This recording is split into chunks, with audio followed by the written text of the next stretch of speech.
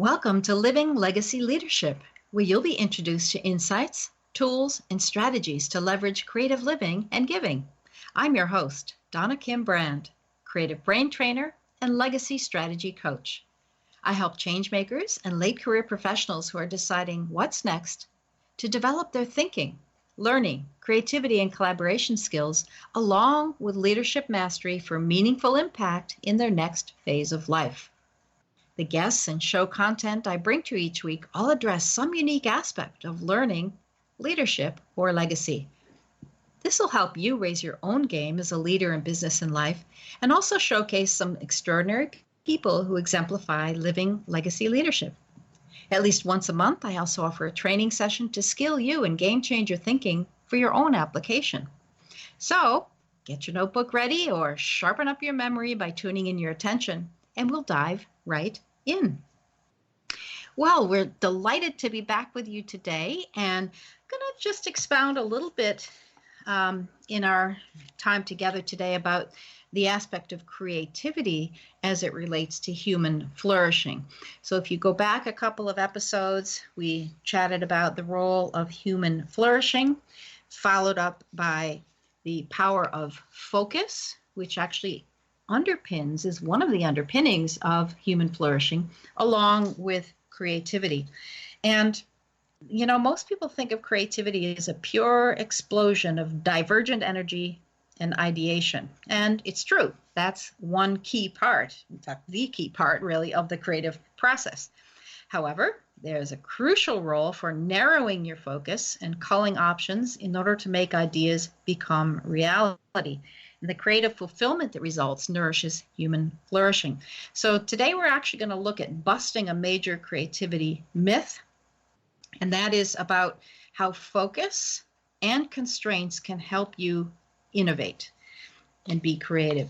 Because a lot of times people just think, like I said, that creativity is all about the explosion outward, the entropy of your ideation. But when you know how to harness your invisible, intangible mental thought process, generally through a system or systems of capturing the dynamics of creativity or even thinking towards a result, then your creativity actually can skyrocket and can happen faster. And it can happen on demand, which also is a myth. People think you can't be creative on demand, but actually if you know how to do it, it's a skill. So luckily, that's one of the things we're going to be chatting about today. So just in general, for a basic start, creativity is really a mental skill which uses insight and expanded perception to generate new or novel ideas or products or alternative approaches in new settings. So it includes both the incremental, like improvement on existing things, or even disruptive creativity, which is where you plunk either something new into the existing situation or something old in a new situation, and it sort of rocks the boat and rattles the cows and rattles the cage a bit. Now, there is a creative cycle, and it's a process that involves both divergent or expansive thinking and convergent or constrictive and analytical thinking. And that, you know, the constrictive part is where you then have to cull and hone ideas to make them real, to make them feasible, to make them able to be implemented. You know, you're probably aware, but ideas cannot be patented. You can only patent something, a product. You can patent a process, but you have to be able to document some sort of impact beyond the stage of just a concept or an idea. And so that's where the convergent or narrowing of your thought process takes place. And what you're really doing is taking the invisible or intangible, your thoughts, and making them visible or tangible in a thing or a process that can be rolled out and experienced in the physical world. Now, when I'm teaching a creativity class or collaboration even, I talk about this as a fun process, FUN, where F stands for focus. So even in a creativity exercise or collaboration exercise, we start with a focus. That's where we start. Then the U stands for unleash. That's the divergent or expansive part of the process where you generate alternatives, possibilities, new ideas, be they new in and of themselves, or you piggyback on something else. And then the N stands for narrow. So once you've got a range of alternatives or possibilities and new ideas, you then narrow down relative to the real situation, the resources available, the time frame you have to get something done in, the staff you have to make things happen, the market demand of whatever it is you're creating, so that it becomes useful and therefore people will want to take advantage of it. So it's the fun process: focus, unleash, and narrow. Now, sometimes we can stumble upon creative ideas. And what's interesting about that is, unless someone is paying attention, those ideas get lost in the shuffle because they weren't expected. And you need to have the mindset to recognize what are referred to as domain-specific ideas. And inventors do this all the time. They're always on the lookout for new things. In fact, they're on the lookout to create new things. But they also are able to receive what doesn't fit the norm and interpret it then as a useful creative idea or application. And I'm not sure if you're aware, but that's how Post-it notes were formed, for example.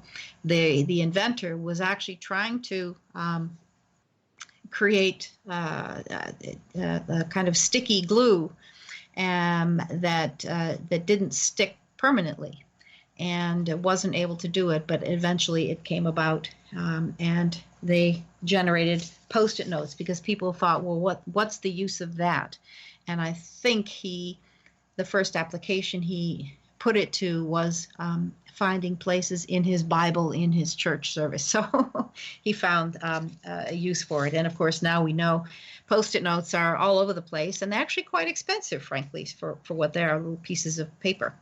Anyway, so you need to prepare your mindset to receive these new ideas. Otherwise, we can miss them. And that's why there's an expression that creativity is often not recognized until you look at it in hindsight. You don't know that you're going to have an idea that's creative and feasible until you look back at it and then find ways to apply it. So, there are things all the time popping up in our environment. I mean, remember when we didn't have plastic water bottles?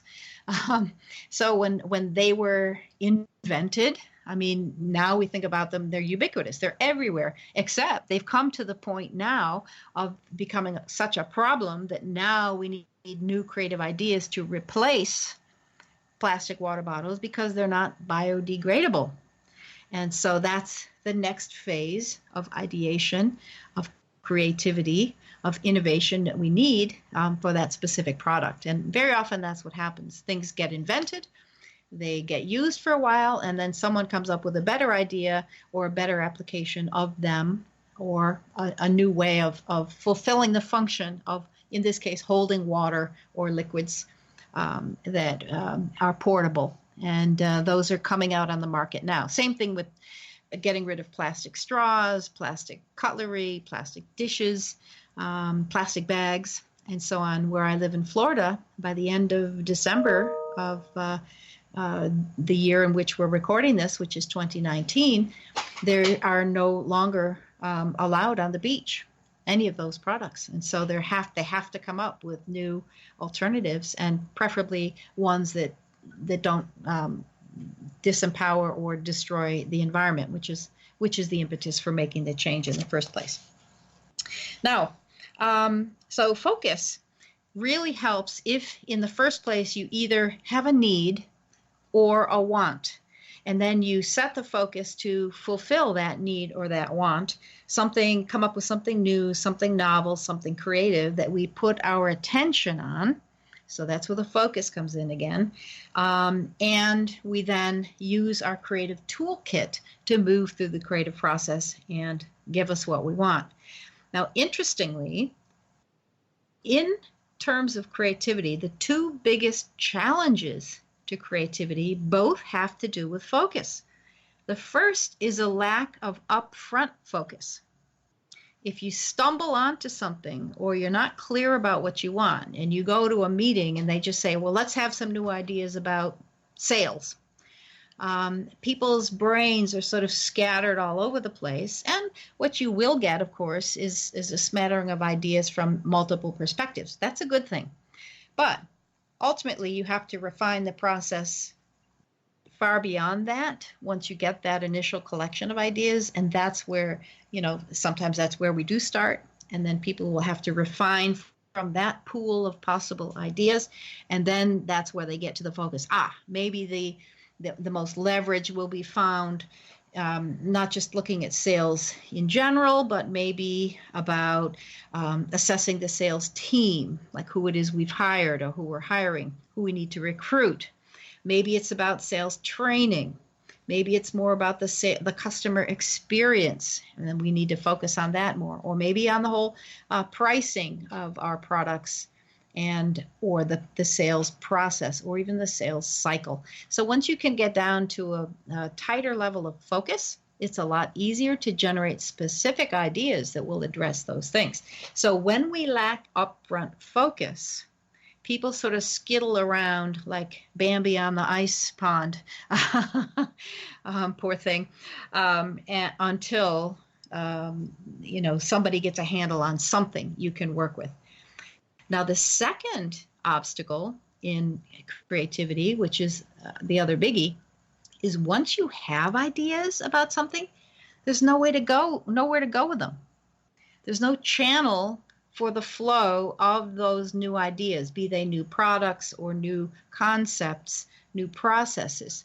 So it's almost like water backing up against a dam. If there's no outlet for the creativity, the ideas, the inventions through which to flow on to the next stage of their development, of their creation, of their manifestation, what you're going to get is a backup, almost a creative constipation, really, both in the creators, the people themselves, but also it can clog up the whole process of your organization and your pipeline of the products and services and ideas that you're offering. So it's better to have a reason or a purpose or a need up front that allows you to create and apply your creativity mindset and toolkit. And the alternative to that, of course, is to simply have the mindset to be paying attention when something shows up in your environment that you can say, oh, wow, that would be really cool to apply to this, which no one has done before or we haven't tried before, or you find a way to add some sort of dimension to it. Okay. Now, when you focus is like putting a pin on a map. You pinpoint something in a moment or place in time or space. When you pinpoint something, it also becomes a pivot point. Now think about it. If you use put your index finger up and sort of point like you're pointing a pin on a sheet of paper on a map, and then swivel it around, that's a pivot point. Now, when we pivot, it allows for a specific spot to check where we are relative to what we want to create. It sort of allows us, when you pivot, you get a full scope view, 360-degree view of what's going on around you relative to what it is